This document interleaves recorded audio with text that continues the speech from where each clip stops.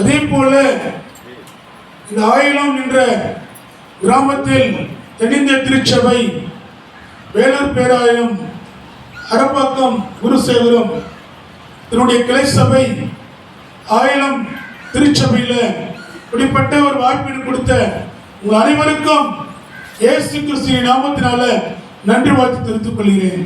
அல்லேலூயா, அல்லேலூயா. உயிர்த்தெழுந்த நாளில் நாம் ஒருமித்து வந்திருக்கிறோம். நம்ம எல்லாரும் கர்த்தரை மகிமைப்படுத்தும்படி எல்லாரும் கரங்களை தட்டி கர்த்தரை மகிமைப்படுத்துவோம்.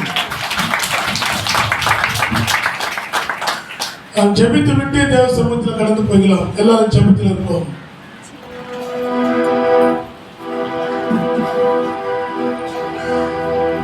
வாக்குதத்தம் செய்த கர்த்தரே, வாக்கு மாற உண்மனாதனே, வாக்குதத்தம் செய்த கர்த்தரே, வாக்கு மாற உண்மனாதனே, வாக்கை நம்பி வந்து நிற்கிறோம், வல்ல ஆவி மாறி ஊற்றுமே, உன்னிடத்தில் வாக்கை நம்பி வந்து நிற்கிறோம், வல்ல ஆவி மாறி ஊற்றுமே. இயேசுவே நீ பெரியவர், பெரியவர். இயேசுவே நீ நல்லவர், நல்லவர். இயேசுவே நீ வல்லவர், வல்லவர். இயேசுவே நீ நல்லவர், நல்லவர். வாக்கை நம்பி வந்து வல்லாவி மாறி ஊற்றுமே, நாங்கள் வாக்கை நம்பி வந்து நிற்கிறோம், வல்லாவி மாறி ஊற்றுமே. பரிசுத்தாவியானவரே நீ பெரியவர். இவ்வுலகத்தில் வந்த நோக்கம் உன் கருத்தில் ஒப்புக் கொடுக்கிறோம்ப்பா. நான் மரித்து 3ஆம் நாள் உயிர்த்தேன் என்று சொன்ன வாக்குதத்த வசனத்தின்படி இந்த நாளில் உயிர்த்தெழுந்த ரட்சகர் எங்களுக்கு ஆசீர்வாதமும் சந்தோஷமும் இருப்பதற்காக கூட உனக்கு ஸ்தோத்திரம்.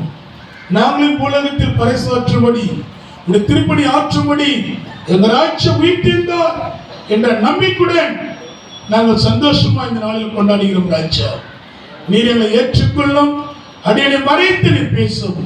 இயேசு கிறிஸ்துவின் நாமத்தினால கேட்கிறோம் ஜீவனுள்ள தகப்பனே, ஆமென்.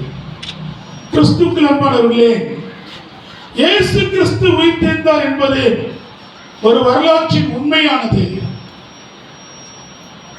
இதனை யாரும் மறக்கவே முடியாது. இயேசு கிறிஸ்து உயிர்த்தெழுந்த நாளில் அதிகாலையில் இருட்டோடவே மகதலேனா மரியாளும், யாக்கோபின் தாய் மரியாளும், சலோமியும் மற்ற சீடர்களும் அதிகாலையில் எங்க வர்றாங்க? கல்லறைக்கு போறாங்க. அல்லேலூயா, அல்லேலூயா. பாருங்க, இதை சமுதாயத்தில் மட்டுமல்ல, நம்ம எங்க வாழ்ந்தாலும் சரி என் ரட்சகர் உயிர்த்தெழுந்தார். இது சமுதாயம் ஏற்றுக்கொள்ளப்பட வேண்டும்.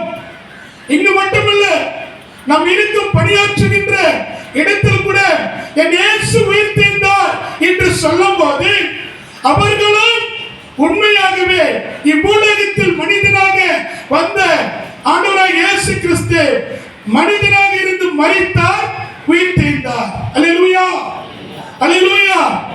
1 கொரிந்தியர் 15ஆம் அதிகாரத்தில் 14 சொல்லப்பட்டிருக்கிறது, கிறிஸ்து எழுப்பப்படவில்லை என்றால் எங்கள் அறிவுரை வீண், உங்கள் நம்பிக்கை வீண் என்று மிகவும் உண்மையானது. அல்லேலூயா.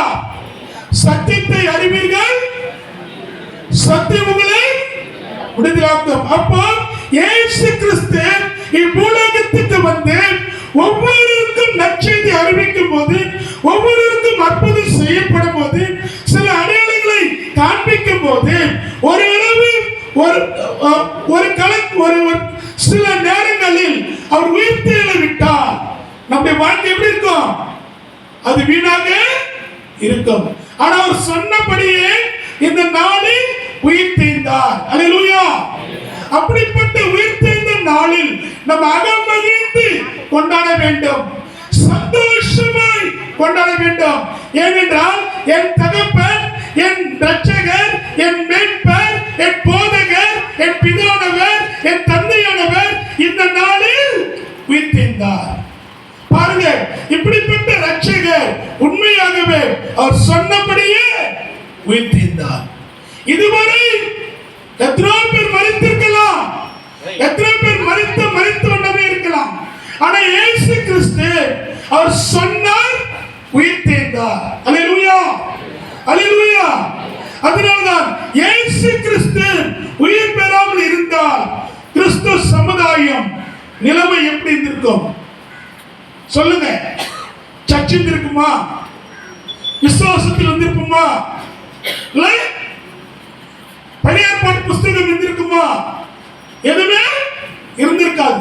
ஆனா இயேசு கிறிஸ்து உயிர்த்தெழுந்ததற்கு ஒரு அடையாளம் இன்றைக்கு என் இரட்சகர் உண்மையாகவே உயிர்த்தெழுந்தார் என்று சொல்லி நாம் சந்தோஷமாய் கொண்டாடி கொண்டிருக்கிறோம்.